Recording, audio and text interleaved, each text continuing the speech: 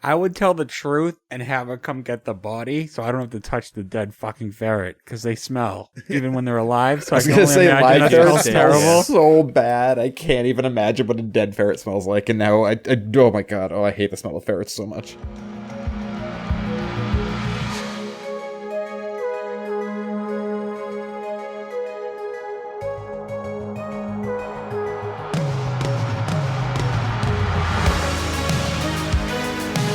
Welcome everybody to S1E1, the show where each week we pick a different sitcom, watch just the first televised episode, and forgetting anything we might know about the future run of that show, rate it and decide if that's a show we want to greenlight or cancel.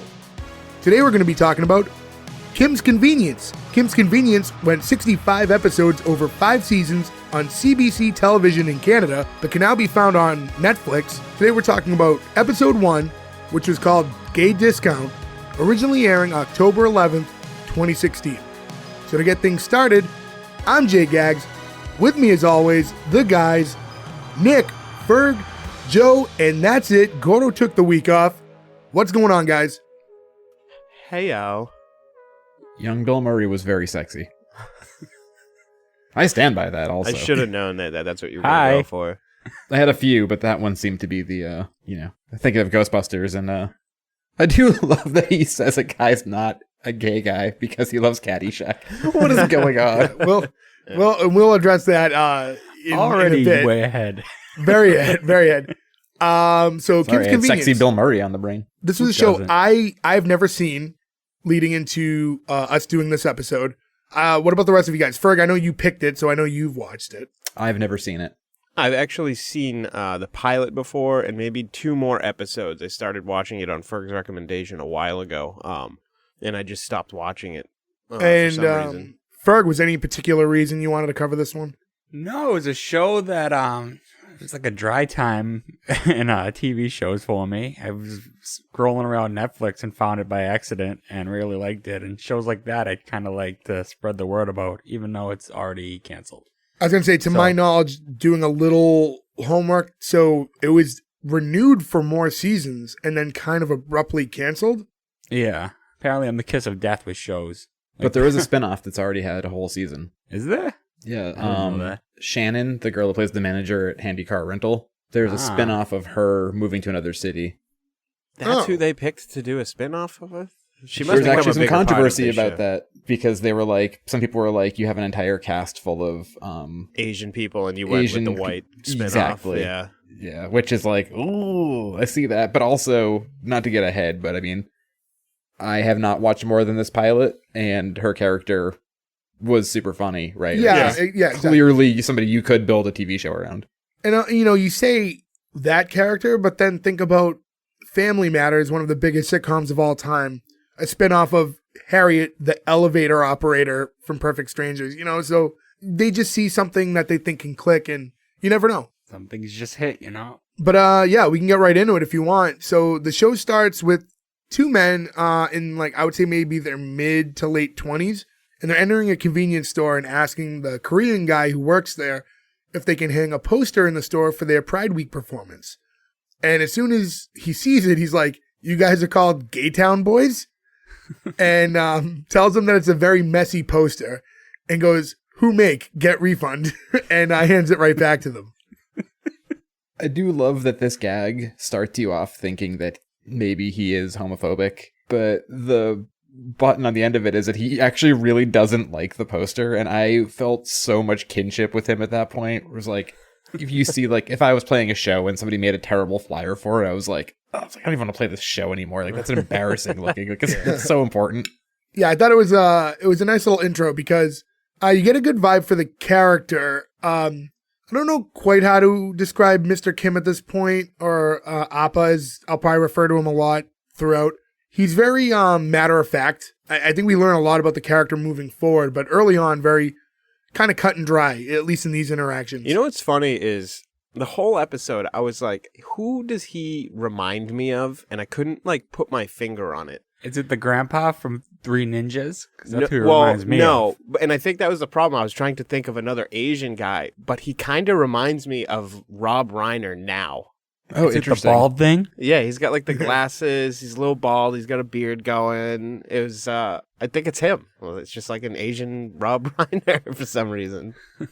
I would go to a convenience store owned by either meathead. And then, so one of the guys asked if the problem with the poster is actually just because they're gay. Mr. Kim replies by telling him that he has no issues with the gays, but he does have a problem with the parade. And he says, like, the traffic, the garbage, the noise. He's like, if you was the gay, why can't you be quiet? Respectful gay, huh? Like Anderson Neil Patrick Cooper. Harris. Yeah, Neil Patrick Harris. And he's like, they don't yell about being gay. He's like, some people don't like Koreans, but we don't make a big parade yelling at the people. We is Korean. We is Korean. It's funny, too, because Anderson Cooper is not outwardly gay, right? Like, everybody thinks he is. No, he is. Is he? He's Yeah. out. No, he's out. Oh, okay. I didn't know that. I had no But idea. but I he think was that gay, kind of goes be to honest Mr. with Kim's you. point, right? Yeah, right, yeah. He's gay, but he doesn't make he a doesn't big address deal it that about it. much. Like, it's out there, but he's not talking about it too much. I think Anderson Cooper only comes off as like Anderson Cooper. I don't think he comes off as anything other than like a very singular type of person. You know what I mean? Like he is Right, who yeah. he is. He seems the only time he ever seems to break out of the mold that he always is. Like he's a very, maybe it's a journalistic thing, right? Where he's always himself. Is that on New Year's Eve, they always get him like rip roaring drunk on tequila yeah. shots. And then he becomes so fun. Like Anderson Cooper at midnight is one of my favorite things of New Year's Eve. It's always like, we'll always turn on CNN, just be like, let's watch Coops get wasted real quick. And it's always funny. I want to go back a little bit to just kind of this dialogue with Mr. Kim and just his way of explaining things like, why do you guys have to be so loud and outwardly gay? And I feel like with him, he's asking legitimately, because of the format of the show and because it's through the eyes of like an older Korean man, you can kind of get away with addressing those topics that maybe if it was someone like our age, like a mid-30s white guy, it would not read the same. So it, like Yeah. you can kind of attack these issues that maybe you wouldn't be able to otherwise. Very little about this show would work if it was from any of our point of views. You know what I mean? Right. Like, this is not a Yeah. show that one of us could anchor. You know what I mean? It has to very much be about who it's Well, I mean, a about. lot of it is about their culture, too. And like the older parents trying to force their culture on the younger kids. And it's just like not translating anymore. And it's kind of like the keystone of this first episode anyways. Yeah, and after he asks all this stuff about the parades and everything, one of the two men asks him, like, are you homophobic? And tells him, like, your refusal to hang the poster is a hate crime, and, I'm going to report that. And now Mr. Kim, he's getting pretty nervous about that. And before the guy can even walk out, he tells him, I'm not homophobic. Like, if I was, why would I give this gay he discount? says, I'm not homopubic. He says, oh, well, yes, he says, never says it the same No, way. he says it a all few 3 times. times he says it. he One also, of them, he says homo bobo, Yeah, he which says- made me just think of the Liberty Bibbidi commercial, Yeah, and then I was laughing even harder I think he because said, for some reason that's way I think he funnier said, than it should homopobo. be. Was it Pobo? Yeah. But yeah, he tells him, like, if I was homopobo, why would I give a gay discount for Pride Week? And he tells him it's 15% off for gay guys, or gays in general. Yeah, it's a gay discount. Apparently that simple gesture was enough to excite the guy, because at one point he's going to report this hate crime, and now he's all excited and asking how much candy bars are going to cost. So you know It's why kind of he's so crazy to be nervous, so though? excited about getting 15% off at the local convenience store. I know, Like, it's so a nice insignificant. gesture. I wouldn't like be against it, but it's Literally not like pennies. Yeah. It- And he picks up like a packet of nuts or something, right? And he's like, "Oh, it's $2.70." And I think it's a now it'll be- Butterfinger. Was it a Butterfinger? It I looked thought like it a- was a pack of peanuts. I thought it was a candy bar, but I didn't like overly inspect it. But you know what I was thinking too with this 15% discount, like there's no limit on it. Like you could in theory save a bunch of money by buying in bulk. Like if you went and bought the entire door of the cooler, like you would save hundreds of dollars.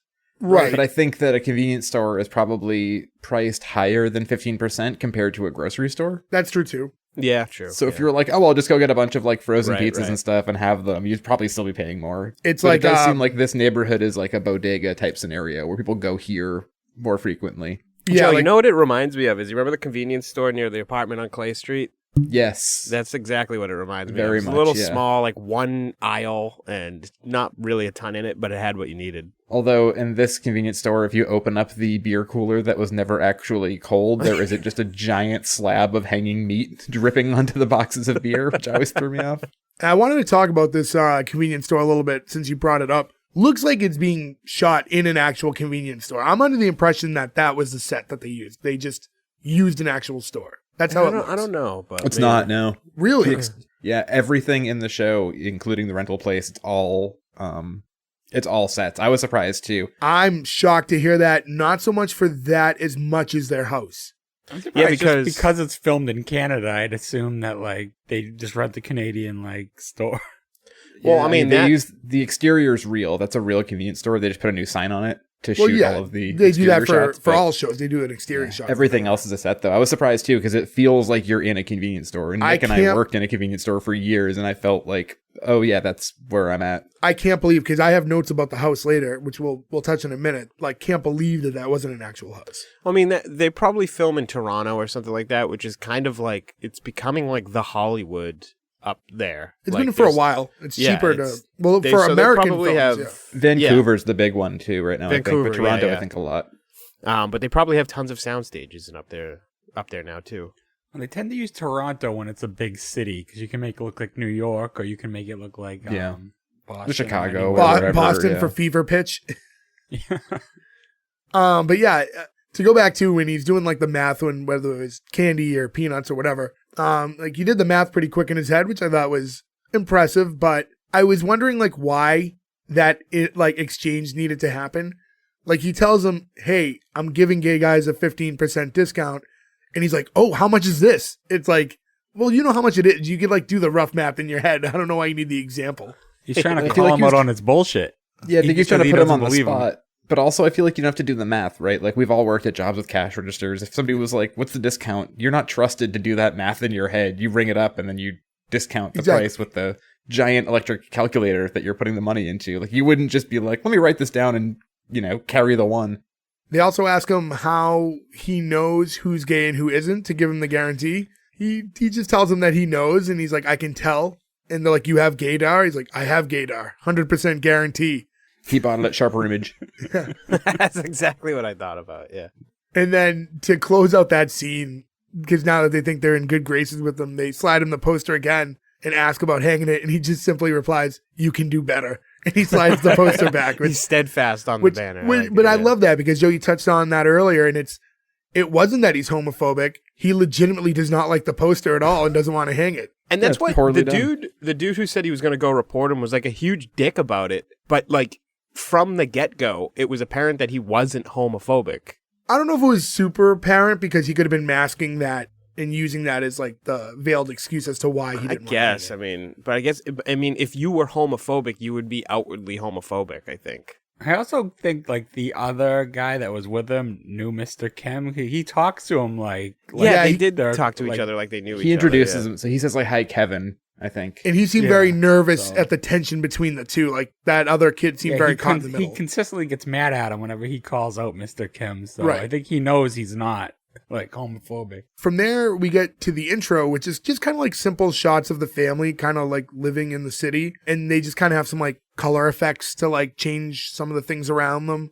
Nothing I hate overly this complicated. theme song. It was theme fine song throughout the whole show, and it's just like like, yeah, it's a very simple kind of generic-y theme. Like I didn't think too much of it. I like that it's simple. One thing I did like, though, is they use the sort of cuts from the theme song as interstitials throughout the show. I prefer interstitials to just fade-outs. It feels like more cohesive. I'm okay with the intro. I just hate the song. I wish they had a better song. If you're going to a full-on song, make it a good one. Well, you made that very clear. One of those Ferg intros likes too, an intro. that's a little bit long for me too, especially considering the basis of the show. Like I don't need this whole like cityscape intro with like 45-minute long thing. Just give me a stinger like Superstore style. I would like to think, I mean, I don't know because I haven't seen it, but you know how like when you watch The Office in syndication, they don't do the whole theme song. They just cut to where it shows the sign that says The Office. Yeah, a couple quick bars.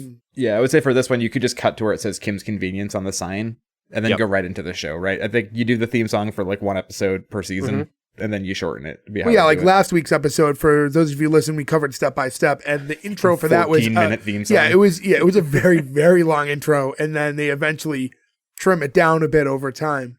But yeah, I mean, not much to say about the intro. It just kind of is what it is. And Joe, you mentioned like all the cutaways. throughout the episode, every time they go from scene to scene, it's just kind of random shots of the city, which is fine. It's nothing major, but I think it does do a good job of just kind of keeping you in the settings. That's what I mentioned. My first watch through of the show, like as a whole, I didn't realize they were in Canada until well through the second season. There's actually a point in this episode when I knew, and I'll tell you when we get to it, but there was one specific thing that happens, which is what flagged it for me. For me, it was in season 2, I saw money, and they exchanged money in this one too, but it was very much clearer. Then I'm like, oh, that's not American.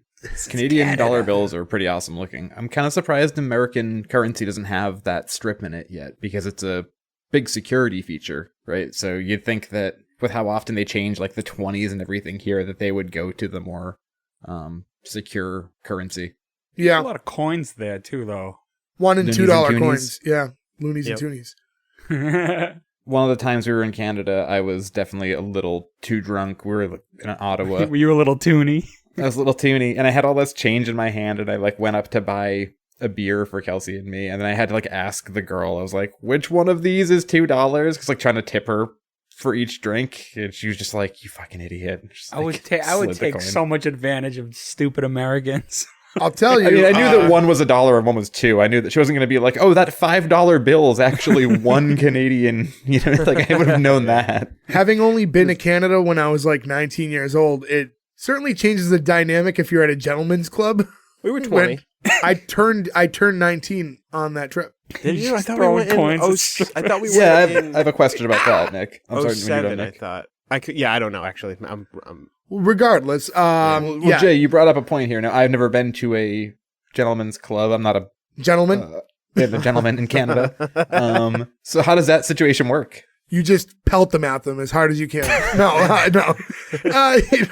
You just, you place it down the same way you would throw $1 down here, I guess. But it just doesn't give the same aesthetic when it's just like a couple I coins. actually didn't go to the club with them there. I did something. I think I might have. I don't know what I did actually, but I didn't go to the gentleman's club with them. It's funny. That's why I didn't go to the country. Not so a gentleman. So you intentionally didn't go. Oh, so you didn't go on Yeah, purpose. I'm yeah. glad we finally established that. Yes, You twist my words based on my joke. But yeah, in any event, from the intro, we get to a new scene where we're in the home of Mr. Kim, who's also with his wife and daughter, Janet. Janet asks if she can borrow his van for something she's doing with school. I can't remember specifically what that was. She And said she's shooting a project because she's a photographer. You get the idea. She's a Okay. photographer. And he cuts her off and starts with like, "What happened to good morning, Appa?" and telling her, Uma, that she looks pretty today. Appa and Uma are mother and father in Korean, I believe. And Yes, I comes think, up later. and they're pretty much referred to that specifically, like, throughout the episode more than Mr. and Mrs. Kim. So I think more times than not, you're going to be hearing me use those terms. So Janet backtracks a little bit and properly greets them and then asks if she can use the van, to which he still says no again and disappears into another room. And it looks like, this is what I was going to say earlier. Like, this is why I'm surprised it was all sets. It looked like it was in an actual house because it was like too cramped during certain scenes. And one thing I didn't really like was it looked like they kept walking over the camera. Like they kept like walking right by the camera, and it was really distracting to me in that scene. I don't know if you guys picked up on that. I didn't notice that. Also, are we supposed to believe? Is this above the convenience store? I Yeah. couldn't tell. Is it? Yeah, Yeah, it is. They walk down the stairs into it. Okay, is that where he went when he disappeared? Because that really Yeah, cracked he just me went up. down. Yeah. He's like, One wait, second. hold on 1 second, and then just disappears. It's such a He's not great coming move. back. And Like I if said, you have that exit to just walk out of the situation, take it. That's perfect. earlier I said Uma, but it's Amma, right? Amma? Yeah, Amma and Appa. Amma and Appa. Yeah, so once he's gone, Amma starts asking Janet to start coming to church with her and hints that it's like a good place to meet men. And Janet says she's not going to church just to hook up with guys. And the mother goes like, not hook up, hook around. Hooking around is a great term. Yeah, and then she picks up the church directory and she's just like admiring all the boys in it like it's a catalog that you can order one from. And Janet says she doesn't need her help, to which Amma replies, "Where are you going to get your cool Christian Korean boyfriend?" And Janet kind of gets into like this dialogue where she says there's no such thing. And basically, if you have two, the third doesn't exist. So if you are cool and Christian, you're not Korean. If you're Christian and Korean, you're not cool, and so on. It's like a verbal Venn diagram. Right. And the only time that you have all three is if it's a female. And then Amma tells her that Jung is all three. Is he a girl? And Janet's like, are you telling me I should date my brother? And I really liked her reaction because she's like, no. But she was like looking like it was a legitimate question. Like she's asking her if she should do that. Yeah, she's like a little aloof in a very funny way, almost in like an Edith Bunker sort of a way, where she doesn't quite get what she's saying and doesn't get why she's being sort of laughed at, like what's sort of uncomfortable about her, but she's sweet the whole time, you know? And she goes, look, Janet, when I was your age, I go to church, find the Jesus, find cool Christian Korean boy, and we hook around. And she's like, can you please stop saying hook around? It doesn't sound good. She's like, if I is not hook around with your appa, you not been born.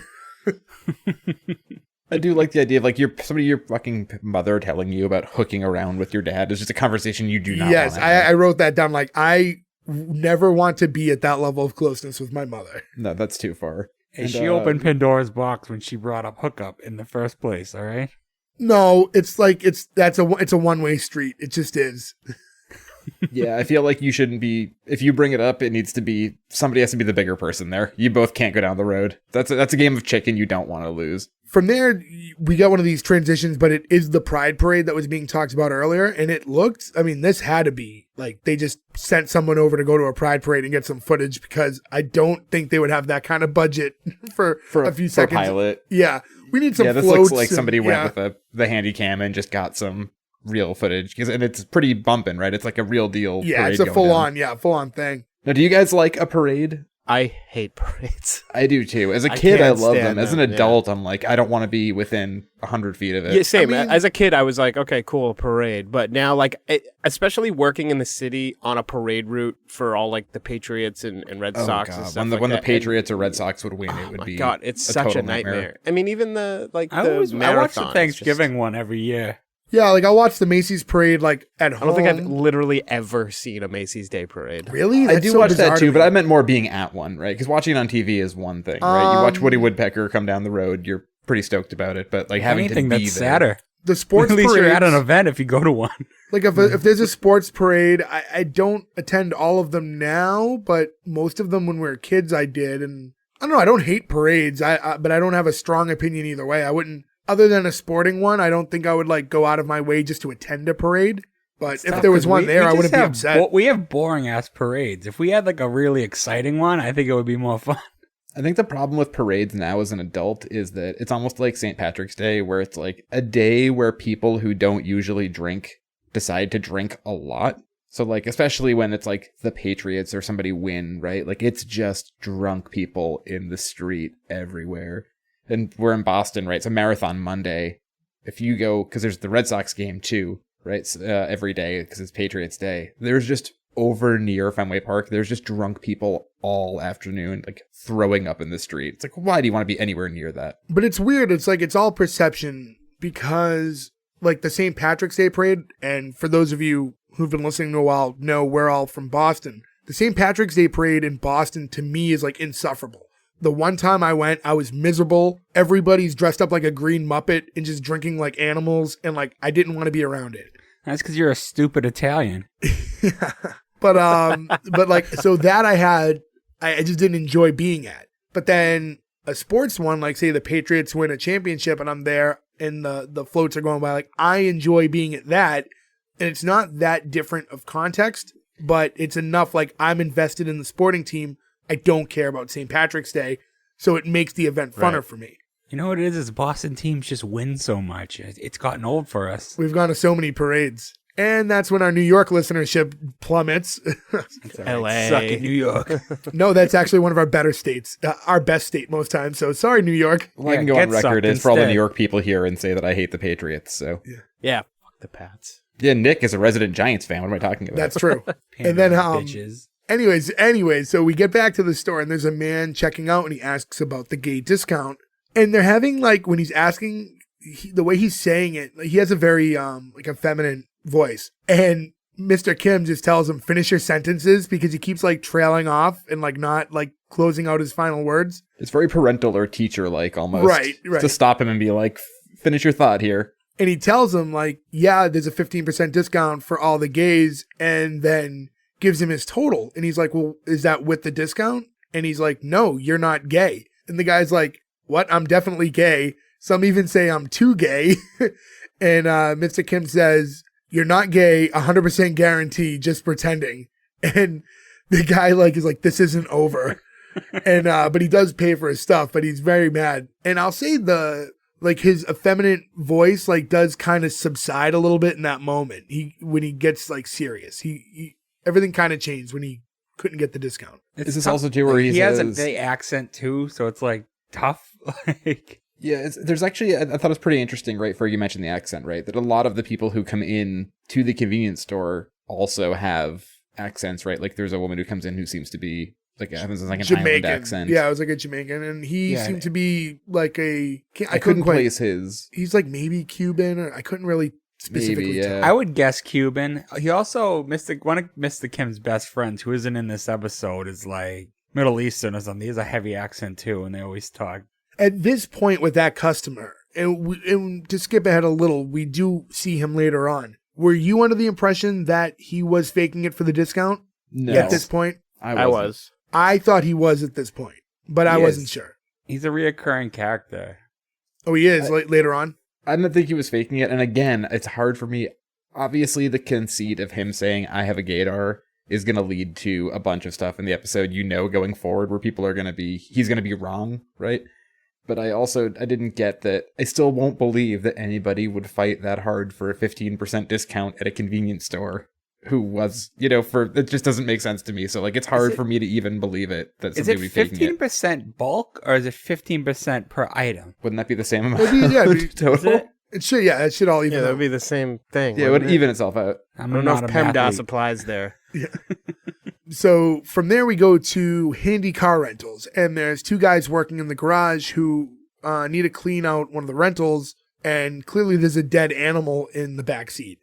Okay, and so I can relate to this. I was going to say, I love how this perfectly transitions me and Joe's job into Ferg's old job. Right.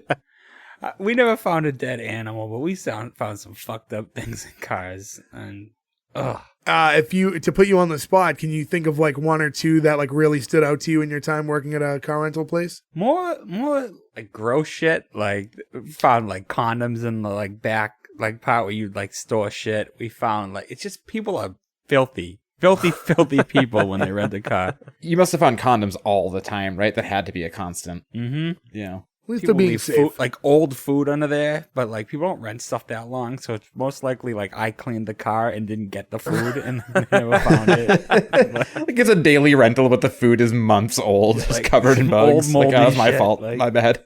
Yeah, it's more bad on you than them. I found dirty diapers like under the seats and shit, just like gross stuff you don't want to touch. Like, yeah, that's a nightmare. And is it a big process to clean? I mean, like we used to rent car before we bought a car. If we had to go up to visit family up north or whatever, we'd always rent after a while because we just got sick of taking the train. And I always wondered like how intense is the cleaning process when you bring back the car? Basically, they would drive it into the little wash bay. We'd vacuum really fast, and then we'd wipe shit down, and then drive it through the car wash. I'm sure it should be like a more thorough process. But at that point, you have 100 cars. You have lines because it's all airport people. You get those cars out fast. Yeah, that's a quick turnaround at the airport. What I want to mention too, one of the two guys that has to clean this car out is Jung, and Jung is the son of Mr. Kim. Janet shows up and offers to buy him lunch in exchange for his friends and family discount so she can get a car. And he asks what's wrong with the van, and she says Appa is the problem, and that she's 20 and still isn't allowed to drive it. And Jung mentions that he drove when he was 13, but it was revealed that he stole it, and he insists that it wasn't stealing because it's from family. I would be remiss to not point out, too, that his friend here he's working with, Kimchi, is Andrew Fung, who is his friend on the show. He was in the Laugh Out Loud Canada competition that Ferg and I watched that you two both need to still watch, because I'm pretty sure I took like 3 years off of my life laughing as hard as I did. Oh, me I've too. not laughed that hard, I think, ever. And it took Tom Green in 2021 to make it happen, or 2022 shit. I will, That's the year I lost. It was last year. I'll take a note. Tom You guys have Green talked still about that got it. recently. And It was stupidly funny, and that dude was one of the main characters. I gotta say this: Colin Mockery is like a fine wine, just better with age. He's the best. Yeah, I didn't think he would still be funny at 65 or whatever, but boy does he pull it out. and I guess since you guys are plugging it one more time, what's that one called? Laugh Out Loud Canada. And this is available where? Amazon Prime. Okay. It's last Honestly, one, anybody who likes last one laughing laughing should Canada. watch it. Last one laughing, so Joe gave the wrong name. What did I say it was? It's last one laughing. Oh, Canada. Last One Laughing. Okay. I'm sorry. LOL, which is also laugh out loud. So I see how you made the mistake. I made the mistake. Yeah, I'm sure people will find it though. It's a high recommend. And anyway, so Janet then tells him that he owes her because since he's not around, they overparent her. In the exchange, it's kind of revealed that he and his father haven't talked in like a long time. And there's no real timeline as to like how long that's supposed to last for. It sounds like his intention is to never speak to him again. Or how long it has been. Yeah. Yeah, they don't. You know, kind it's of figure been a out long later. time, but they don't really establish quite how long. Yeah, like later on when he tells his manager a little bit about it, you get a little more sense for the timeline, but we don't really know how old he is either. Right, because they do say how old the sister is. They say she's 20 Yep. at one point, and he's the older brother, so you know at least a year or two older. Correct. And you should add that the brother is actually played by a Marvel actor that plays Shang-Chi. Yeah. He plays fuck Shang-Chi. Yeah, I didn't recognize him because I don't watch the Marvel movies, but then I realized that he hosted SNL last season, and I was like, oh, that's how I know this guy. His actual name's escaping me. It's like Simu something. Fuck. I also heard he's a dick to work with. That's a bummer. Simu- I always hate hearing Yeah. that. I know. Now you Simu made it so something I can't fuck? tag him. Maybe he'll Yeah, refute I mean, the dicks I tagged thing. Roseanne when we put it on, and we just made fun of her voice. Roseanne, a bit, Paid- we paid tribute to her voice. And so Jung's manager then walks in and instantly asks who Janet is. And when Jung tells her that this is his sister, you kind of see like this instant relief on her face. I think it's already pretty clear that she has a thing for him. Yeah, I love this character. I love the like nervous but thirsty Yeah. boss at the rental place. Did you guys read that interaction the same way? Oh, definitely. Oh, right. Oh, away, yeah. yeah. Yeah, big time. And she introduces herself as Jung's manager, but also would like to think that they're friends. And as his friend needs to tell him that the manager only wants employees back there. So that was a nice workaround to reprimanding him kindly. I also like that she clearly sees him as a bad boy, which is part of the attraction. Yes. Because she's like, oh, a tough guy like you from the inner city. But that's completely untrue as well. So you don't really know. I wonder if he's told her a different story or... Yeah, well, I mean, we know he has a little bit of a checkered past. We don't know like all the details of it. And yeah, because he says how he's rebellious by nature too.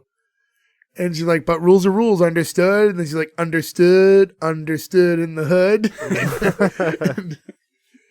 And I liked her character at that point. She kind of, that's an easy line to really overdo when you're being that like zany, but I thought she kind of nailed that level of realistic enough for it to be passable for a show. She's perfect in this too because she's used sparingly, and when she's used, she's funny, and then you're sort of out, which, again, I haven't seen any other episodes. I think she's really funny. I get why they'd build a spinoff on her, but I don't know if... But it could be dangerous because Yeah, that could be 'cause- too much. It could be taxing if you just keep pounding that in. Yeah, you got me really excited when you said there was a spinoff for a show, and my level of excitement dropped when you said it was her.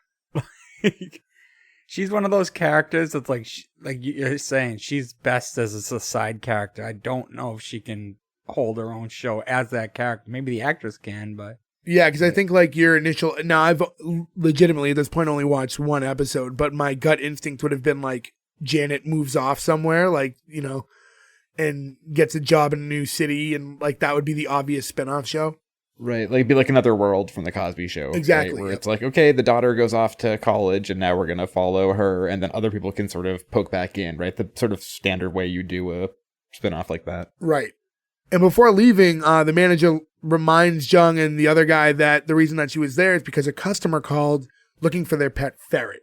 And that's when you realize that that is the animal you saw in the back seat at the top of the scene. And he goes, yeah, I'm going to say no. It's a good button on that too, right? Yeah. I guess I didn't think it was a ferret either, but I guess now it looked Yeah, I like couldn't tell what animal it was at the looked like beginning. a Davy Crockett hat from. Which Like it's good physical comedy too, because he like steps in front of her view and crosses his arms, almost like blocking, like he'd get in trouble for killing. Yeah, right. It, It's but the like, customer's the one who left it. it's and I just think easier for everyone to say they didn't see it. Yeah, no one has That's to like know. Well, that's the better way, right? Because what good is it to, do you tell the customer, yeah, you left it in the car and it's dead? I mean, Oh, it's such a tough one, right? Because you don't want Closure, yeah, I think I would want wanna to know. Yeah. Yeah, I'd probably you would want to know as the customer, but as the employee, what's the move you would make? right? Because you don't want to risk litigation or something, or them threatening and saying that you did something, or you getting in trouble at work when you didn't do anything wrong. But how are you going to prove that? Right. I would tell the truth and have her come get the body, so I don't have to touch the dead fucking ferret because they smell even when they're alive. So I was can going only to say imagine live that ferret smells smells terrible. so bad. I can't even imagine what a dead ferret smells like. And now I oh my god, I hate the smell of ferrets so much. And then we get back to the store, and Appa is talking to another local business owner, Mr. Chin, and they're talking about how Pride Week has actually been really good for their businesses. Mr. Chin said, remember when we start? No gay in sight. Where they all come from? Immigration? Refugee? And Appa started talking about how it's more popular now, but it says how everybody switches sides. Man becoming woman, woman dressing like man, who looks like woman. And they get into conversation about, you know, how the differences between transsexuals, but then they realize they're transgender. It's a very interesting conversation for two like elderly Asian men to have. And again, I think it's just they can attack this topic better than if the scene was to, you know, 'cause they're 20-something, woke. 30-something year olds white They guys. have the double excuse. They have that they're elderly, and they have that they're from a country where that's not a thing. Like, Exactly. Yeah. I did really enjoy it too. Like I got a genuine laugh out of it when Mr. Kim says, what's the difference between a transsexual and transgender? And he's actually asking a question, and Mr. Chin thinks he's giving him the It's a setup to a setup. joke. Yeah. He has to be like, I'm not telling you a joke. Like, I didn't see that coming, and that was I don't know. thought that What was is really the funny. difference between a transsexual and a transgender? He's like, no, he's like, I'm asking a real question. I don't know. This also goes to show that there's like, you know, some heart to it, like earlier in the episode when he's just mad about the flyer, where he's genuinely asking what is the difference. He like wants to be informed by it, right? Which is like a nice thing to see, where they could have just played it as like you could have taken this in so many directions that would have been so uncomfortable. yeah, but they, that there's all heart really to it. comes out later with the cross-dresser scene. Yes, yeah, which we'll it- get to when we get to it. but- Exactly. With the drag Um, queen scene, you know. Yeah, but here, as they're talking, there's a Jamaican woman who we mentioned earlier who was just shopping in the store, and she gets to the register and tries to ask about that discount that she heard about. And then there was like this kind of a weird exchange between her and Mr. Kim, because she has a very thick, I assume, Jamaican accent, and he has a very thick Korean accent, and neither of them can understand each other, so they're having a hard time. Like, They're at a having real dialogue. standstill on this one. Eventually, Mr. Kim explains that, you know, it's a 15% off, but it's only for the gays. I say it that way because he always says the gays when he says it. And she asks, well, when am I getting my discount? And he stops and he looks really panicked for a second. And he's like, February for Black History Month, 15%. And she's like, that's the shortest month of the year. But Mr. Chin kind of interrupts and he's like, yeah, but it's a leap year, so you get an extra day this year. So take full advantage. Take full I love advantage. the take full advantage. I also don't get why she got mad. Like he picked the month that was Yeah, set it's to already be Black established. History Month. Yeah, Like, it's he already didn't pick that. I do love, though, that Mr. Kim is going to lose 15% of his profits for the entirety of the rest of his career because he's now backed into a wall where if anybody asks him yeah. where their discount is, he's going to have to sort of bend over to it. Well, no, he Yeah. said it's only during the week. For Pride Week, yeah, it's only the week. Right, and but that's now the he's thing, too. saying he's going to do a Black History one for all of Yeah. February. Right, yeah. Like, But if he anybody should've- walks in and they're like, well, what about, you know, X, Y, or Z? That actually They could have have been all- his- Also, uh, she shouldn't be complaining because the gays only got a week. She gets an entire month, even if it's the Exactly. shortest month. And if But he again, was it's 15% at a convenience store. I know, don't it's understand the not a huge appeal. deal. But if he had said like, we'll give you all of July, she'd be like, why July? I don't know. It's like, you know, so like there had to be a reason why it was, you know, given to her. But again, I do like that it all comes from, it's always funny, but it doesn't seem, none of it seems to come from a place of anywhere bad, right? Right. He's very genuine about it. And then there's a couple transitions, and we get back to the store, I assume maybe the next day, and Janet's working behind the register, and two different Korean boys are in the store. I say boys, but they're about her age, probably about 20-ish, early 20s. It was early We're 20s. old men now. They're all boys and girls. Right. And then they're both trying to apply for the open position in the store, which Janet has no idea what's going on until Amma walks in with the clipboard ready to give like this kind of on-the-spot interview to the two of them. And the first question is, do you go to church? And Janet's like, you can't ask them that. And one replies saying that, no, it's fine, but yes, I do go to church. That's actually where I saw the ad. And the other replies, yeah, me too. So Amma starts checking off on her paper while saying to herself, cool Christian Korean. And this is when Janet finally puts two and two together. And I was actually a little surprised that it took her that long to understand Me what was too. going on. I was going to comment on that. Because Janet's smart. Yeah, and it was like the second her mother walked up, she should have been like, I see what's going on. But yeah, it took her a minute here. Like maybe it was a benefit of the doubt thing where she didn't think her mom would go to that level of extreme, that she just sort of, it took her a minute to pick up on it. But like, Well, I don't know. Be a It's, benefit of the doubt thing. She knows they're not hiring. it's the family convenience store. Like it would have come up in conversation at some point that they were going to hire somebody. Yeah, hire somebody who was not in the family. Right. And Janet apologizes to the two men and runs off. And Amma chases after her and tells her if she doesn't mingle, she'll stay single. And Janet asks if these guys know that she is the job that they're applying for. And Amma thinks that, she should be thanking her. And this is when Appa shows up. Appa, of course, is Mr. Kim. And when he gets caught up on what's going on, sides with Janet and tells his wife that she's a full balloon-grown woman now, which I thought was a weird way to explain it, and doesn't need help finding a boyfriend.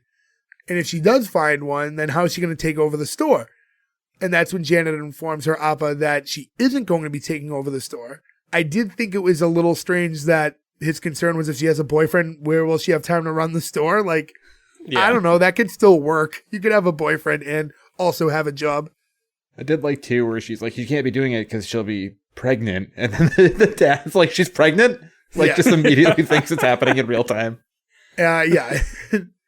And no, Amma's like, well, when she gets married, she's going to have many babies. And we cut back to those two guys who are applying for this job.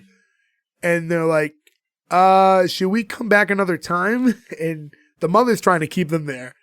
And Janet's like, I'm not taking over the store. I'm not having many babies. And then walks over to those two guys and tells them, sorry, that position is now closed, and leaves.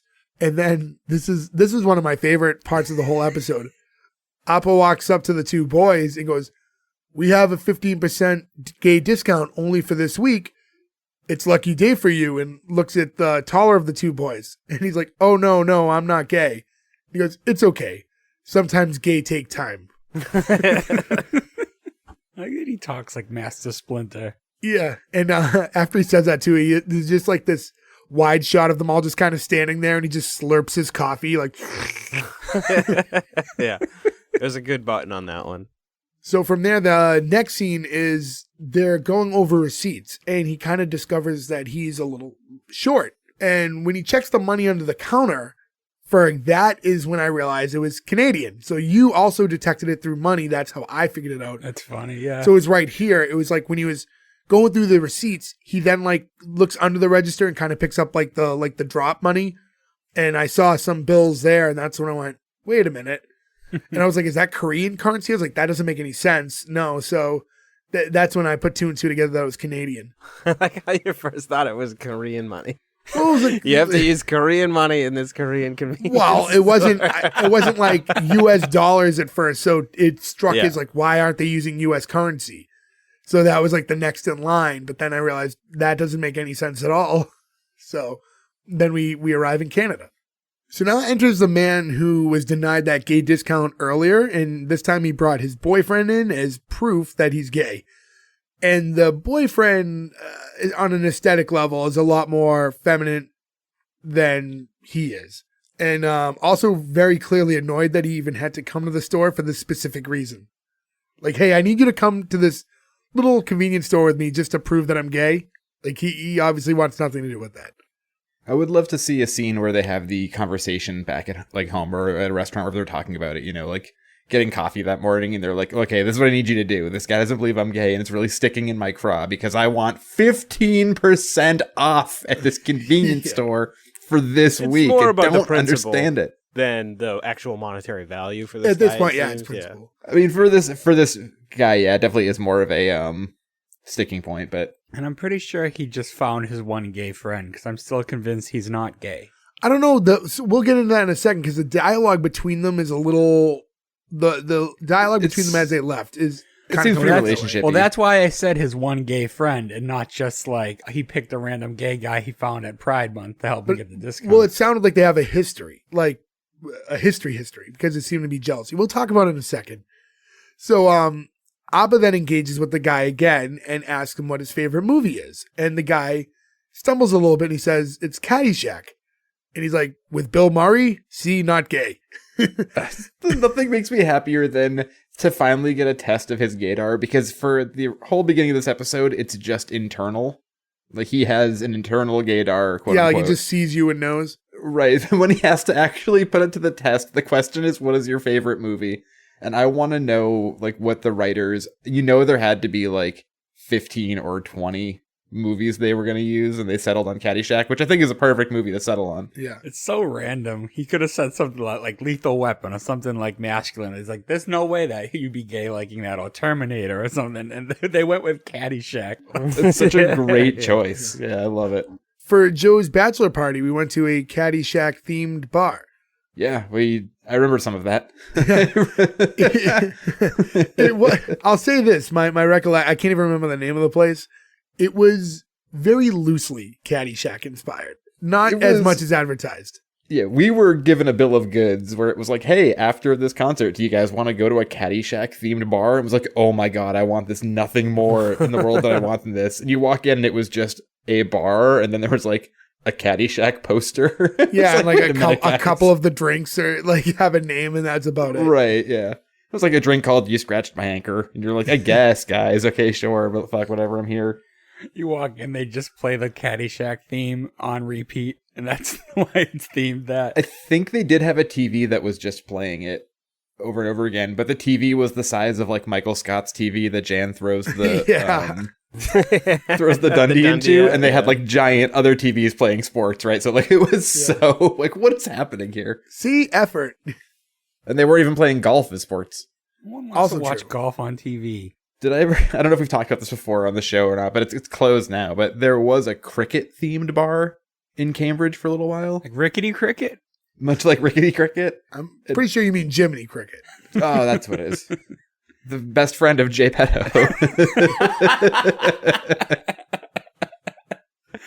But yeah, I thought the cricket themed bar, I mean, like, I think it's the kind of thing that in 20 years might be a more successful bar, because as more people come to the city who, that sport's just really popular in other countries, not really here. I felt really bad because we went in there because it was a Friday night and like every bar in Union Square was busy and that one was completely empty. We were like playing a show and just needed to like kill time and get drinks, and they were just like, come in, look, we're playing like 10 games, and just like didn't want to be mean to the people. So we were just like, oh yeah, sure, we love cricket. Just like, oh, this is so awkward now. You know what? They deserve it. What kind of idiot decides to open a cricket bar in America? Well, no, I mean, you figure like if there's still going to be like an audience for it here, and It would still be a niche audience, though. right? But they might be very, very loyal patrons of the place because it's like the one spot that caters to them. I feel like there has to be a little mix sometimes, though, when you open a business, that you can't specifically just open a business for what you like. Like, imagine if you only liked hamburgers and not cheeseburgers, and you opened a burger stand, and you were like, well, we don't have cheese here. People would be like, what the fuck? You're like, well, that's not a burger to me. People would, more than likely be mad about it. I'll say at my burger stand, I won't offer pickles. Fuck that. Your burger stand's going to die pretty quickly. No, I think of all the things to not offer, pickles would be like the least egregious for people to walk away from, though. If you were like, we don't have lettuce people and tomato, love people might pickles. be more angry. Like, me and Jay don't like pickles, but the majority of the world love pickles. Love them. Give me these old cucumbers. Even a fried pickle? I've tried them too. I actually tried one, and no, not for me. Like, oh, it's fried. Well, there's still a fucking pickle inside. I appreciate that because I feel like there are the people who are like, you can deep fry anything. Yeah. And like every year at like the, all the county fairs, like Topsail Fair or whatever, it's always like, do you want to eat this deep fried butter? Like, no one should do that. It's an awful idea. I'll actually say this. At the last time I went to the fair, I tried like a deep fried Twinkie or something. It was the first time I've ever tried any of those fair items, like a deep fried Oreo Twinkie. I did like Oreo before. I've never tried delicious them because the Oreo gets all soft and melted. Like, it's not just like a warm Oreo; it's like completely melted and all that. It's fucking good. See, I would see. Do you just get Oreo, like singular? No, they give you like a little bag. They'll give you a few. Okay, well, I was gonna say because like I would like to try one Oreo, but I could never. I don't think I could commit to eating the whole thing, but I want to try it. But a Twinkie is a pretty big item. Well, it's not huge, but when you're eating all that fair food, like I think I split it with the person I was with. But romantic. Well, we didn't eat it like Lady and the Tramp style. I mean, but anyways, moving forward, you fucked up. Yeah, I'm just so afraid with those deep fried things that you're gonna shoot hot poo out of your butt at the end of the day. Well, that'll likely happen, but I meant more like you'll take a bite out of it and like whatever's in the middle of it, molten, will shoot into your mouth. That is a fear. You have to wait a minute. It's more likely you'll bite it and molten will shoot out the back end. I don't know. Have you ever had a Juicy Lucy before? Because that'll happen with a Juicy Lucy. I've wanted to try them. What the fuck is a Juicy Lucy? It's a burger where they put the cheese inside of the patty, and then they cook it. So then there's molten hot lava cheese inside of the burger. So when you take a bite, you will burn every part of your mouth. Yep, it's delicious, and then you have no tongue. I've tried to make them before, and the cheese never melts for me, and I'm doing exactly what I see on TV. I didn't know they were called that. Yeah. Is it Minnesota? I think it's Minnesota. Yeah, that sounds right. They had it. What was that show where like the guy went around to different restaurants and like he tried the food at each one, and they always claimed to be the original or the better one, and he it was on one of those shows on the Food Network. I know what you're talking about because that's how I know that Juicy Lucy's exist. Was that specific show? Yep. Yeah. Was it Man vs. That's why I know of them. No, Man vs. Food. He just does eating contests. Right, but he would go to places too. This is all stemming off of talking about Caddyshack. Yeah. So to move back a little bit. Apparently all that questioning about his favorite movie and stuff actually made the guy's boyfriend kind of start questioning how gay he was. And then he brings up this girl that he hooked up with in college. And he's like, she's a lesbian. She's a lesbian. And the boyfriend's like, well, maybe you're both on that almost gay, almost lesbian part of the spectrum. And Mr. Kim goes, yeah, spectrum. Spectrum killed me. Because I didn't know if he was making like a joke about being on the spectrum or if he was just contributing to the conversation. He was just like, he was glad that the boyfriend was on his side. He's like, it was nothing. He's like, sounds like it was something to me. But yeah, nobody says it sounds like it was something to me. But that's to go back. That's why I felt this was legitimately the guy's boyfriend, I guess, because he wouldn't get that jealous over this guy hooking up with a girl once in college. See, I didn't think he was jealous. I think he was just saying something he said to him, and the reason why the guy reacted the way he did was because that's evidence that he's not gay, and then he would lose this argument. I don't know. I'm with Jay on this one. I'm pulling that it seems to me like they were more than just friends. I think it's purposely ambiguous. It could be either way. I still don't think so, but I can see why you guys do. But you said he is a recurring character in the show later on? He's reoccurring. He never comes in with another guy. He never comes in, like, this is the only episode where gayness really comes up. Is he? Well, he has like a little bit of but his voice is a little effeminate early in the episode. Does that stay? He always just has a strong Cuban accent. Got it. And so the next scene is at the car dealership again, and Alma storms in and runs straight into Jung's manager's vacated office and tells him that they need to talk. And it's a family emergency. So he's like, okay, what's wrong? And she says, your sister is going to die. Alone. This is a great ... scenario. Yep. And Jung tells her, this is not an emergency, and Janet can figure this out on her own. She's 20 years old. And the more you push her, the more you're going to push her away. And is that something you really want? And I got to say this, and I think this is maybe the part of the episode where it really clicks. but Amma's acting is so convincing. Like, more so than anyone else to me. Her role in this show as the mother and like just a older Korean nervous mom is so believable at all times. Like I don't feel because like she's she an actor. frustrates you like your own mother would. Like Yeah, you're getting like third hand or second hand, like frustrated by the actions of The this way lady. the way she plays ignorant, the way she Yep. plays unaware, like all the pushiness, it was so spot on that I was like very, very impressed with her. Nick, I think that's a great poll there, that you feel like you're talking to a mom and it like hits you that way. Like it's really interesting. I wonder if And, her accent is real. Yeah, I don't know. I don't Because know any of these Appa- actors. Appa pops up on an episode of Last One Laughing, which we've already brought up, Yep. and no accent. It blew Really? my mind. He just speaks complete like Either you she would've, has no like- accent or she's very good at doing no accent, because the one thing I know her from, and this is a rare moment where I get to bring up 9/11, is she's in an ABC made-for-TV movie where she plays, I don't want to get too in the weeds about 9/11 stuff, but I'm sure you've all heard the... one of those rare moments. Yeah, I was gonna Well, say I try not to bring it up every episode because people get mad at me.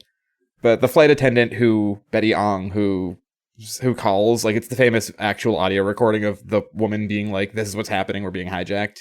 She plays her in that movie, and she doesn't have an accent in that. So either she's very good at doing accents, or, Yeah. she doesn't have one. Yeah, I don't think there's anyone on this episode that I remember seeing on anything beforehand. And this is, what year did this start again? 2016? 2016, yeah. 2016. So as they continue to talk, Jung's manager shows up and she's at the door of her own office, but she's locked out. And Jung runs up to open the door for her, but Amma just slams it shut again and says through the door, "I'm his mommy, please excuse, thank you." And the manager apparently needs her insulin, but Amma says 5 more minutes. She's like, "Okay, I'll just eat an orange." See, it's these things are like, I can totally see this being a spinoff because these lines are so funny. Yeah. And we go back to the store, and Appa is going over all the numbers at the register again when a customer asks for the price on something. And then he goes over the price, but explains the 15% discount because this customer is very clearly a man dressed as a woman. A very large man, too. Like, not large weight-wise, but he's like a tall, kind of built man. And this was a nice exchange. It was, he says, Mr. Kim says to him, "What you is?" And he goes, "Come again?" His voice gets really deep from when he asked earlier. And he says, "You is what kind? Transgender?" He tells him he's a drag queen. And then Appa goes on to ask him why he does that. But the customer can kind of tell that he's asking from a place of sincerity and not judgment, and tells him, "I don't know, it just feels like me. It feels like home. Always has." And it was really a legitimately very nice moment between the two of them. A big smile on your face. Yeah, because they like kind of give each other a long look because, Mr. Kim asked a very direct question to him, but legitimately wanted to know, why is it that you feel compelled to dress as a woman? It's one of those times too. They both simultaneously understand each other. Like, Right. Probably It's like the a nice first time ever. heartwarming. Everybody is accepting of each other. You're like, oh, if everyone just did this world would be a whole lot less of a human it's nightmare. It's not so bad to ask questions. If you're asking the right way and you're not being offensive, you'll never learn if you don't ask. And I think that this specific scene did a lot for his character. I think he was likable anyways, but I thought it tells you a lot about who he is as a person moving forward, was like this specific scene. The problem is there's that guy who is like understanding and cool about it, and then there's the other guy from the beginning who gets Right. super insulted and like threatens to report him. It's like, That's true. I think a big stop part of knowing that, when to teeter that line when you can ask and have an actual conversation because people get offended. I think a part of that might be age too, because the drag queen guy is much older, right? So like, Yeah. with age and time comes wisdom, where like that guy's probably been through this enough times, whereas the younger kid is a little more hot-headed about it. And after that, Amma walks in. When he asked where she went, she said she went to church, obviously to cover up that she just visited their son. And then he tells her that he thinks someone stole money because something's missing, which immediately transitions to Janet driving up to the store in the rental car. And I think at this point they were trying to paint the picture to make you believe that Janet did steal the money. Because when they go over that and the next shot is her driving up in the rental, I thought she stole the money. Yeah, I got the feeling. And I do love, too, that they, like, make sure that she walks in as you overhear it and hear, like, the doot-doot of the clicker on the car. Yep. And when she does walk in, he asks Janet about the car, and she tells him it's a rental because you wouldn't let me use the van, but I got it on a discount from a friend. And when he asks what friend, she hesitates because obviously she doesn't want to tell him that it's from her brother. But because of the hesitation, it kind of further leads to him believing that she stole the money. So he tells her that, there's money missing and asks if she knows what happened. So Janet's obviously very hurt by the question and walks off despite Appa insisting he's not accusing her per se, just asking if she knows what happened. I love that he does that later too. He rearranges the words. Right. The resolution of this makes so much sense, but did anybody see the resolution of it coming? Because when they say what it is, why the money's missing, I was like, oh, I never would have thought of that. Because that's the thing. So now, once she leaves, he goes to ring up the drag queen, and when he tells the man the total, he informs him about the gay discount. He's like, oh, gay discount, cool, and like he thanks him and leaves. And as soon as he does leave, like Amma slaps him, and he's like, what? He's not a woman, which I like. Is he was worried that it came off too flirty, the interaction between them. But honestly, I've seen this, and that's what I thought she was mad at first, too. Even this, I'm like, I completely forgot that was a resolution of the episode. Yeah. So, but yeah, in actuality, Amma realized that the discount is why the numbers are off, and that he needs to apologize to Janet for basically accusing her of stealing. He does insist that he never accused her, he just told her that money was missing. I wonder, but I never think, was what he said. I love this his weird little justification of asides. his, yeah. Sorry to say, I feel like all of his sayings could be on like metal plaques that you buy at like Michael's or something. Like, yeah. I wonder, I didn't think. Like, it just seems like the kind of things that would be like on a decal on like a mother's wall, you know? Well, if you're looking for like new decals to put all over your kitchen, now you have a few that you can go to. I'm just going to write it in Sharpie though. Obviously, he thought she did it. As they continue, he compares it to how he doesn't think Amma is crazy, but he wonders. And Amma tearfully is walking off and saying, you're going to push her away like you did Jung. And he says, I didn't wonder if he steals. I know he steals. So now we're getting a little bit more to the backstory as to whatever happened between them.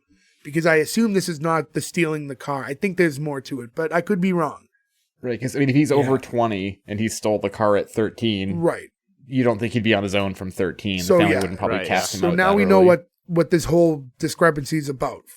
I assume. But I am a little confused. So with this whole situation with the discount, he seems too smart to make this mess up. That was the only thing.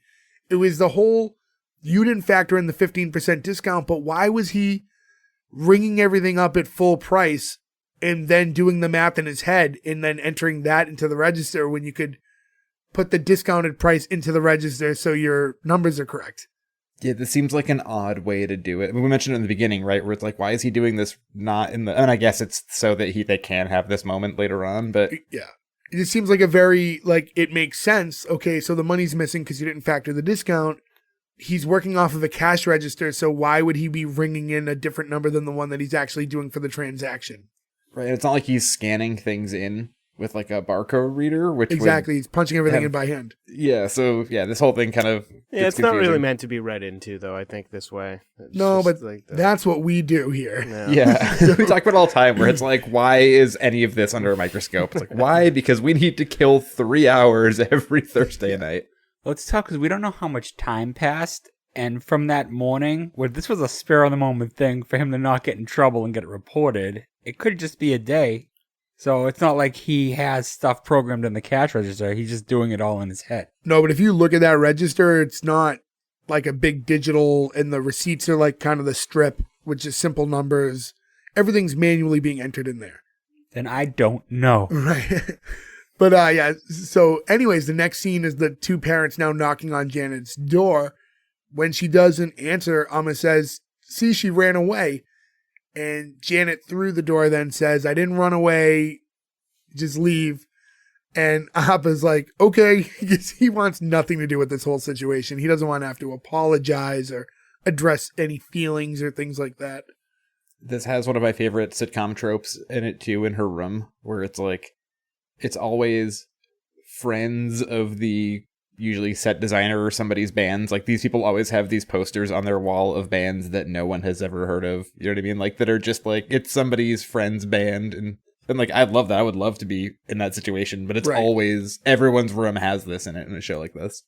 I remember, not a smaller band, but I remember in an episode of Saved by the Bell, Jesse's like brother shows up for a while and there's just a giant Misfits poster in his room and seeing it later in life and going, wait, what?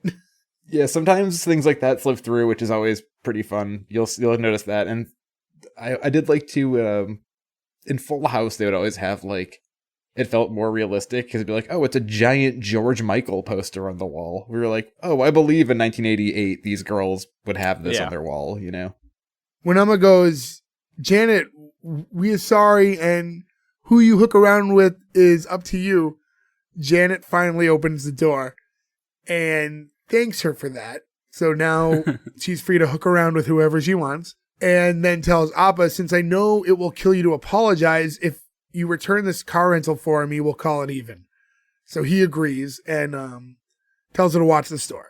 When he leaves, that's when Janet explains to Amma that she did this in hopes that he'll talk to Jung, which Amma seemed pretty on board with. She was like, oh, okay. She gets excited, though. She didn't get it right away. No, yeah, because when she says, you know why I did that, right? She's like, yeah, so he doesn't have to say sorry. Yeah. But then, yeah, the next scene is when he's at the dealership waiting at the desk for someone to show up. And Jung notices him and like instantly hides and runs into his manager's office. And then he tells her how when he was 16, his father kicked him out or he ran away. It's not clear to him anymore. And she replies by saying, well, if we're sharing things, when I was 15, I got a perm and it really didn't suit me. It's like a perm doesn't really suit anybody. It's, it only works suits on my grandmother on few. really well. So I missed that he was kicked out at 16. When the show starts, he's supposed to be 25. So he's been out of the house and not speaking to him for a long time. Okay, because they don't address it. We talked about it earlier. They never address his age in this episode. Okay, I forgot though that they said 16 at this. Yes. Okay, so Me now too. we know he's been out of the house for almost a decade. It's a pretty long time to not talk to your parents, but obviously his sister's still talking to him this whole time. the But she mother, would have yeah. been 10 at that point then. When That is kind of crazy so it's- thinking about that. And then, yeah, it's a big age discrepancy. And It's like a big, when she mentions earlier that, like, you know, they overparent me because you've been gone, that doubly makes sense now, right? Because when she would have been an adolescent still when he left, it's like he's only been gone a couple of years. they just even though as you get older too, though, if she's the only one around, then obviously like all their attention in that regard is towards her. So they are going to be harder on her. Right, She's everything also goes a directly girl to her. and the baby. So I think Yeah, she that's would. a lot. I think regardless, she would have been overparented. True. Jung explains to the manager, you know, that's my dad over there. I can't talk to him. Can you please take care of this for me? And she hands him her phone because I guess she's been on the phone for a while trying to change her cell phone plan and is very specific with the details. She wants unlimited US and Canada, but doesn't need like Brazil and stuff. Yeah, because we overhear her fighting on the phone and getting put on hold because they're trying to hose her into all sorts of stuff she doesn't Like need, a more, which, all-encompassing plan, yeah. Which I We've feel all like been there. we've all been there, but I feel like it's not the issue anymore, right? Like I had to sign up for a newer plan for my work phone, and they were like, you just go through it and then just charge us or whatever. And I was like, that was so simple. I was like, it's a work phone. I just need X, Y, and Z. And they were like, all right, sure, like $50. I was like, wow, I remember that being way harder 5 or 6 years ago. Yeah. I like that she's like, how many members of your family do you have? And he's like, this is the last one, I promise. Yeah, well, I thought that was interesting when she said that because that's when I'm like, he obviously hasn't been working there for like a week, but somehow met all 3 members of his family in the same day. It seems weird that all piled on at once. Like this one magical day where all 3 of them showed up. Yeah, and you imagine he has to have been there for a while, because in a little while you do see that he's at least on promotional materials for the place. So he's been there a little bit. Yeah. I also think, just in general, obviously she kind of has a thing for him, but they do have a very odd manager-employee dynamic. She doesn't come off, other than when she said that, like, you can't have people back here, she never really feels like his boss. Well, it's just her character. She's a pushover. You kind of get that out of the whole like phone call she's having, the brief little bit out. They're trying to walk over her and stuff, and she's like, "No, don't put me on hold." They put her on hold anyway. Yeah, she doesn't feel like anybody's boss. She doesn't come in her own office because a little old lady shut the door on her when she needs her insulin. Okay, I'll just take an orange. Yeah, she just chooses to have an orange over telling an old lady to get out of her own office. And then, so she walks up to greet Jung's father and says, "Oh, hello, Mr. Kim. It's a pleasure to meet you." And he's obviously very confused by how she knows his name.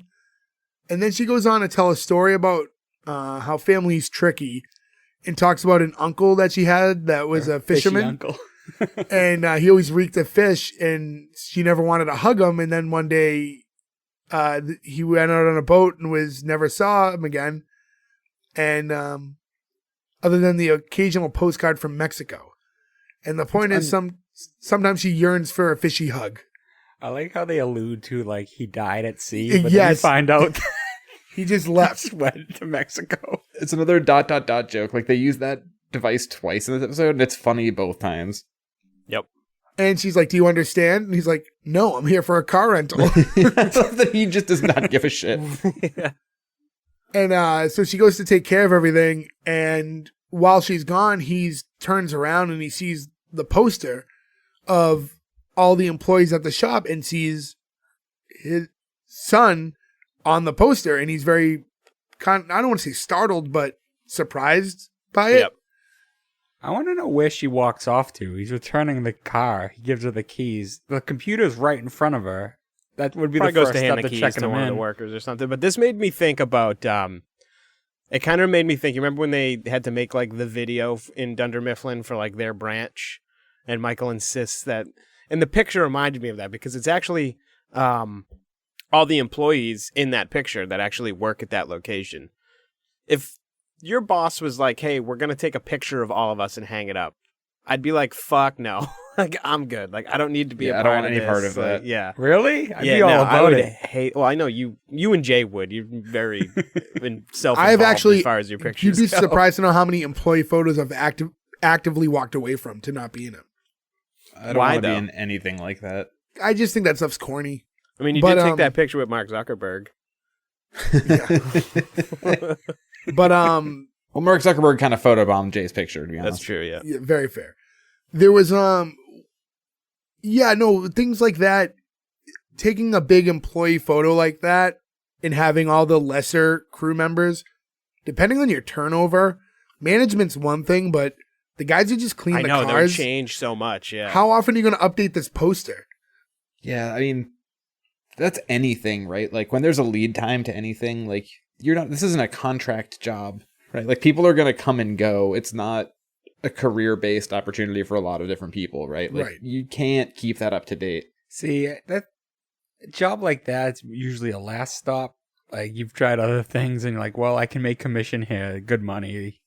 But you're right about the cleaners. Cleaners in the back, which is what he does, wouldn't be on the poster because that's what, when I worked at Dollar, that's what we went through the most, like left and right. Yeah, it's a fast turnaround job. But when he sees this, he's standing near the coffee machine. So when she walks up to him again, he just kind of like, "Oh, is this free?" Pointing to the coffee. And she's like, "Yeah, do you need a ride home?" So he says, "Yes, I'll take the ride, but I just want to make some coffee first." Do you, when you're in a situation like that, I mean, Ferg notwithstanding, do you take the coffee? I feel like I always try the coffee and I'm always like, maybe somebody made it good here. No, it's never But good. It's always never good. awful, It's always yeah. awful. It's always It's like that different now. Marlboro brand coffee. Yeah. Nowadays, Everywhere has K-cups now. that's what I was saying. Everywhere now is just like Keurig. So I know exactly what that coffee tastes like. So there's no curiosity there. I know exactly what's there. I feel like I've seen a few carafes of it still, like the metal carafes, and I've always tried it, but I don't like the K-Cups either. I just don't like K-Cup coffee. Of course you don't, because you don't like new things. It's not that I don't like I don't like new things, but that just doesn't, you don't like coffee, you don't understand. It's just not strong. It's that, and it's like, it comes at a weird temperature. It's like, it's not as hot, so you can drink it closer to like when you make it, but it cools down awfully quick too. So if you don't drink it right away, it cools down too much. But I also, I'm kind of a year-round iced coffee guy, so I don't lean towards that stuff anyways. The only good thing about the Keurigs, I don't know if we've talked about this before, is that you can put other things that are equally shaped like that in there, like the little packets of cream. Then you can just make boiling cream go through the work coffee maker. Why are you so destructive? I don't know. I just can't help it with those things. It was years of doing that made Joe finally work somewhere like, we would prefer if you worked remotely. Yeah, I was told to work from home long before the pandemic. Yeah. We just can't have you here anymore. You could just stay home. Joe, we can't afford any more shredders. Work from home. Between shredders and Keurigs, you're really taking up the bottom line here. And Reese's Pieces mixed in with Skittles. Yeah. I was gonna say, is this We a had to fucking dump out the Skittle? entire thing. That was the straw that broke the camel's But I back. guess the question is, are you supplementing by fucking with your wife now because you have no coworkers to mess with? No, I'm smarter than that.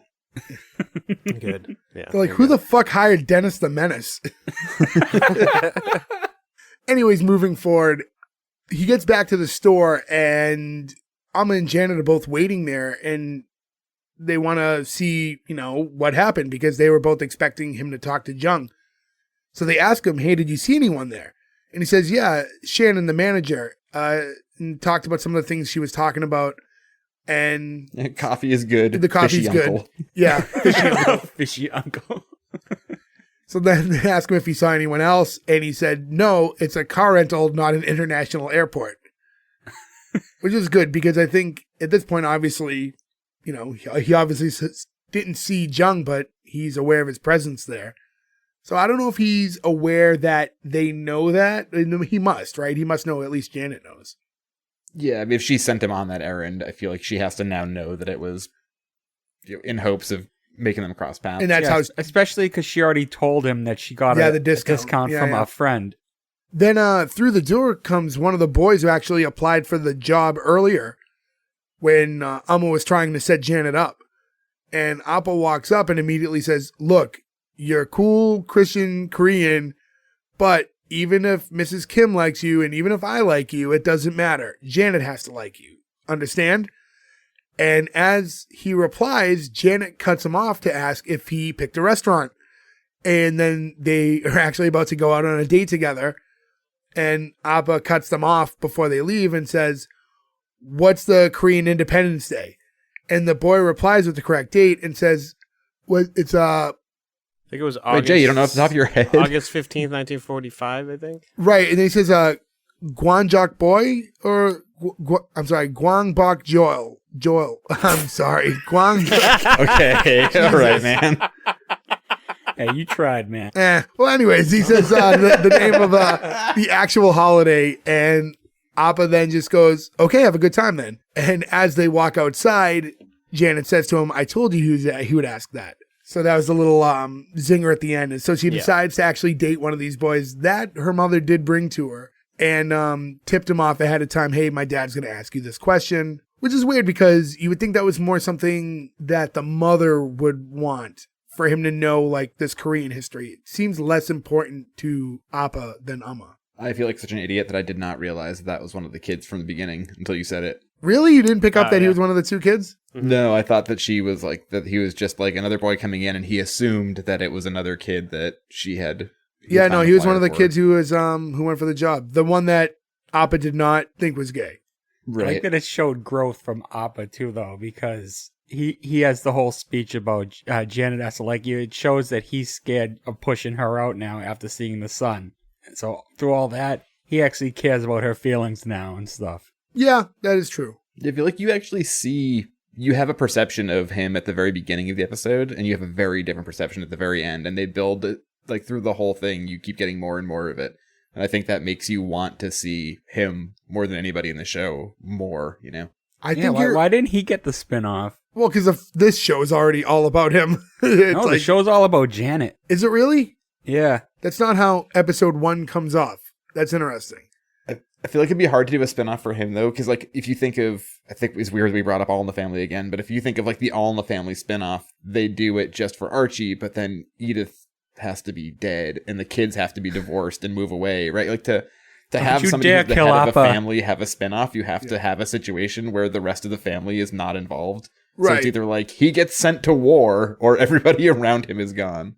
Yeah. I think it's funny that you use the All in the Family reference because, I think my earliest perception of Mr. Kim in the first minute or so of the episode was a very Archie Bunker type. Like there was going to be a lot of... Also, he has a line earlier in the episode too when he's talking to his wife and he says like, oh shit, what's the line? He like how he says like people think you're crazy, but I don't think that. Like I just Well, he said the line earlier. He said that he didn't say it, he wonders it.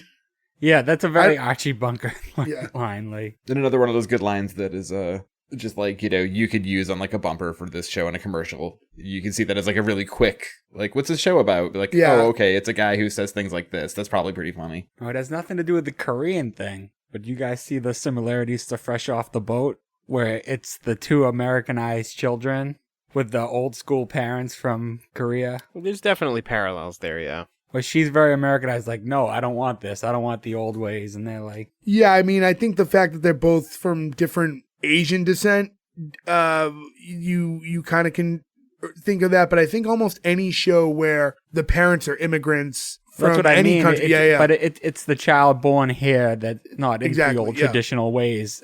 Yeah, because that would play just the same if it was... Yeah, anything. That's why I said... Italian Brazilian or anything, yeah. But yeah, for sure. It's just that contrast of the old world and the new world. Like Janet could be Eddie. Yeah. Yeah, very easily. Appa would be the mom. But yeah, that was no rollerblades in this episode, sadly. Yes, none. That sitcom. Appa on rollerblades. And for those of you who are fairly new to us, not too long ago we covered Fresh Off the Boat, so be sure to go back into the archives and check that out. But that was the conclusion of the episode. I thought it ended a little abruptly in a way, like it worked, but it just kind of felt like it was like a good button on the episode. I didn't get that vibe. It didn't like, I don't know. I think that last I thought I told you he'd ask, and then it just kind of fades out was fine, but it felt a little abrupt. Like there didn't seem to be enough meat. You know how I would have ended it? I would have cut that scene out with the other customer from the middle, the one that we're debating on if he's gay or not, and put that scene at the end. Yeah, that's a good way to it. play it. Yeah, end on like that. You could have had her walking out as he walked back in, right? Like they could have, said that as he walked in, and then we could have ended on that scene. Have him walk in with the boyfriend and do that. Or maybe have the guy who keeps trying to prove that he's gay come in one more time. Maybe actually with the other boy from the interview who said he wasn't gay. Like that would be a nice little tie-in. But yeah, that concluded the whole episode. So I think we pretty much covered it all. I don't know if there's anything else you guys want to mention before we move on, but otherwise we can get right into the green light or cancel. All right, well guys, I'll get into this with the order I'm seeing you in. So Nick, starting with you. Yeah, I mean, I feel like this show really checked all the boxes as far as, just what you're looking for in a sitcom. It's funny, the characters are interesting, the story is interesting. It's a feel-good show, too. Like, you're laughing most of the time, but there's enough, like, non-funny stuff that doesn't ruin it for you, too. Like, the story is interesting. It's a green light for me. Definitely like I said, I did keep watching this at one point. I stopped, but not for any good reason. I just kind of forgot about it. It's definitely a good show. It's a green light for me. Ferg. Yeah, as you know, I picked this show, so green light. I love this show. It's one of those shows that I knew nothing about. I just threw it on one day. The very first scene had me laughing. And it's like, oh, this is a little racy, but and you just find out the show has good heart. As it goes on, too, you get to know each character more. You get very attached to them. But I know we're only dealing with the first one, but show makes me cry a couple times. I know that's not that hard. But I was going to say, for you, that is so easy. Yeah, I think everybody on this is a good actor. I hope they all go on to do other things. I'd love to see them on other shows. I I don't have that much more to say about it. So, I mean, other than I enjoyed it, and that's all that really matters. So, green light. Joe. Sure. So agreeing with both Nick and Ferg here, I think that the show does have a lot of heart. It's very sitcom-y, which I always love, right? Like I love a classic sitcom sort of premise. And I do love that the father is equally Archie, but then is equally the complete opposite of that, right? Like I think that scene where he speaks with the drag queen and like have the understanding moment is like a genuine moment. Ferg saying that he's cried at this show a couple times is totally believable. And as a TV crier too, Ferg, I can see that happening to me in the future, because this is one of the shows we've covered that I not only genuinely was like, I should keep watching this, but was like, I would love to keep watching this right now. Like, I don't want to stop. I would love to just like burn through the whole season of this in a day, even though like, you know, with what we do, sometimes it's hard to find time for recreational TV between life and work. But yeah, because I really enjoyed this, and it's a green light. All right, so for me, I watched the episode yesterday for the first time. And I will be honest, I was a little on the fence when I first watched it. Not for any particular reason. I didn't dislike it. I was just Not a 'cause little... it's a foreign show? No, it's Canadian, but... Yeah. Technically. That is foreign, Jay. Technically. Yeah, I mean, technically. No, but it was just, I liked the show. I wasn't like overwhelmed, like this isn't my new favorite show or anything like that. But I'll say, today, as I'm doing all my notes to prep for the episode, I'm rewatching and kind of going through it scene by scene. And it won me over a little bit more on the rewatch. So not that I would have necessarily canceled on the first watch, but I just wasn't overly sold on it. But I did like it more dissecting it and watching it a little closer the second time around. Yeah, that scene again with him and the drag queen, I think that was such an important scene, and it was very subtle and very quick, but I think it did a lot for his character. I'll be honest, for you telling me that this show is actually more about Janet than it is about Mr. Kim kind of bums me out, because I really want the show to focus on him more. Because I feel this episode... He's very much on the show, like, constantly, but she's the main character. Right, but this episode, which is interesting, though, because this episode really focused on him. It really seemed like he was the main character. He was in 90-something% of the scenes, and she was just kind of in and out. So it's very interesting to think that they made a pilot that completely focused on a different person than who's actually intended to be the main character. But we're going by just our perception of episode 1, so to not drag this out any longer, I'm also going to greenlight it. So even though Gordo's not here, we already have 4 out of 5 votes. So regardless of how he votes, it is a green light from us. So congratulations to Kim's Convenience. You do go on to see another day. But as far as Gordo's vote will go, you will see that on our Instagram page. That'll eventually be posted. S1E1 Pod on Instagram. Additionally, S1E1pod.com is where you can find all the links to all our social media, everywhere you can go to listen to us, and anything else that we have. So again, S1E1pod.com. Be sure to go there. Rate, review, subscribe. I say this every week, guys. I can't mean this anymore. Please engage. Please hit us up. Spread the word. Let people know about us. We really do enjoy talking to you guys when you message us. It's been a lot of fun for us. We like knowing that the things we're doing are well received on your end. And likewise, if there are things you like from us or would think would be better if we changed, we are always receptive to that. Please let us know what you feel. But yeah, spread the word, please. That's it. That's all the time we have this week, guys. We'll catch you back next week with another new episode. Thanks, everybody. Goodbye. We got the best church hookup. Look around.